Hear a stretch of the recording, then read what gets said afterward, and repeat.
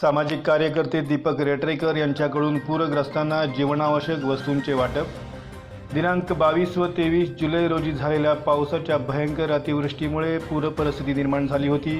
कोणाच्या घरात पाणी शिरले तर कोणाच्या घरातील जीवनावश्यक साहित्य पाण्याबरोबर वाहून गेले, तर डोंगराशेजारी असलेल्या गावांना भूस्खलनाच्या भीतीपोटी एका ठिकाणाहून दुसऱ्या ठिकाणी सुरक्षित ठिकाणी हलवण्यात आले होते।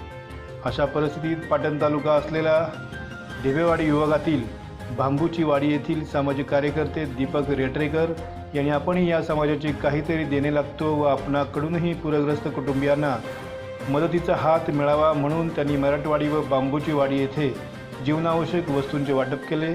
त्याचबरोबर महाराष्ट्र नवनिर्माण माथाडी कामगार सेनेचे सरचिटणीस महेंद्र जाधव, मनसेच्या महिला विभाग अध्यक्षा अमित गोरेगावकर, परमाणु शक्तीनगर विधानसभा मनसेचे माथाडी कामगार सेनेचे सरचिटणीस बाळासाहेब शिंदे, मनसे पाटण तालुका उपाध्यक्ष अंकुश कापसे, मनसेचे ढेबेवाडी विभाग अध्यक्ष दीपक मुळगावकर, जनहित कक्ष सहसचिव विजय चोरगे, नवी मुंबई, त्याचबरोबर मुंबई मानखुर्द शाळेचे अध्यक्ष जगन्नाथ आंबरुळकर या पदाधिकाऱ्यांच्या सोबत पूरग्रस्तांना प्रत्यक्ष भेटून विचारपूस करून त्यांच्या समस्या जाणून घेऊन त्यांच्या आरोग्याची काळजी घेत त्यांनी मदतीचा हात म्हणून जीवनावश्यक वस्तूंचे वाटप केले आहे।